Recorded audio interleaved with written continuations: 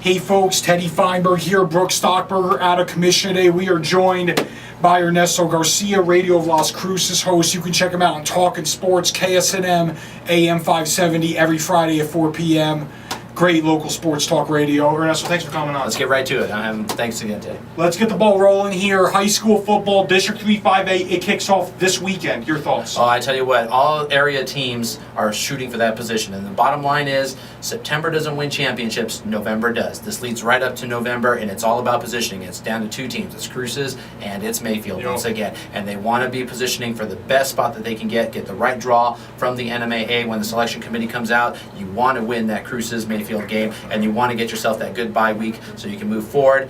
After that, the rest of the schools are playing for some pride and trying to get some wins in Froniate. They have their best chance against either Gaston or Alamogordo in district. I look forward to that. However, that pink game always seems to be a little funny with Cruces and Oñate, so I have to wait and see what happens in that one. Clearly a district that's coming down to Mayfield and Cruces. I mean, we're talking about two powerhouse teams. Once again, two of the top teams in the state. I think Mayfield's really coming on. I think you alluded to that earlier. They look even better the last 2 or 3 weeks of the season. Cruces high. They have a very strong ground game. Xavier Hall's a horse. Those two teams, November 4th, we know that's going to be a good football game. We're aware of that. I know, and if you go just recently as to what's happened for Cruces, they had a big win against Rio Grande on the road, and then some of what people would call a letdown. I wouldn't call it a letdown. I think it's probably going to be a learning experience because Coach Miller is going to get that team back on focus. And for Mayfield, they went off on the road and beat an undefeated La Cueva team. They're peaking at the right time. I'm looking forward to a great Cruces-Mayfield matchup when that comes along. I agree wholeheartedly. Let's move on to Aggie football here. We have the bye week. How does the bye week benefit the Aggies? Well, the bye week benefits simply we get to rest some players. We didn't have a Tavion Rogers against UNM. We didn't have a couple of our defensive players either because of injuries,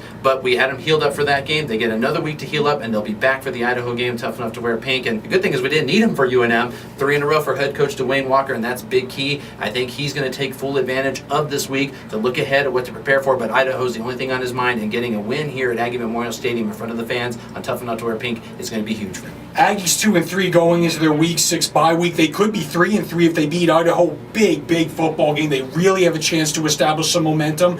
And then after that, who knows? The WAC has some parity this year. I think the bottom teams are a little bit better. NMSU's better. Utah State's better. Louisiana Tech, Idaho. These football teams are improved, and I think the top half might be sliding back down a little bit. So I think for the Aggies, 3-3 going into the second half of the year, on paper it looks a little bit harder, but let's be honest, that's a good thing. Well, let's be honest, they're also a very much more competitive team, and I think they can play with anybody in the WAC conference. Coach Walker said it. It's parity. I spoke with him earlier in the week. He feels strongly that his team has a good shot, and they're not looking past anybody. Every game can be competitive and close, and when you got Matt Christian, as I like to call him, Thor, leading the way, look out. The Aggies can be dangerous. Aggies a much improved team. They've made some adjustments on the offensive side of the ball. You alluded to Christian. Doug Martin's reinvented the offense. It's an exciting thing right now. It should be very exciting, and I also look forward to seeing what the defense can do. They got some sacks against UNM. I think they're going to build off that confidence, and they need to show it at home at the Tough Enough to Wear Pink game, and we need to see you guys out there for that one.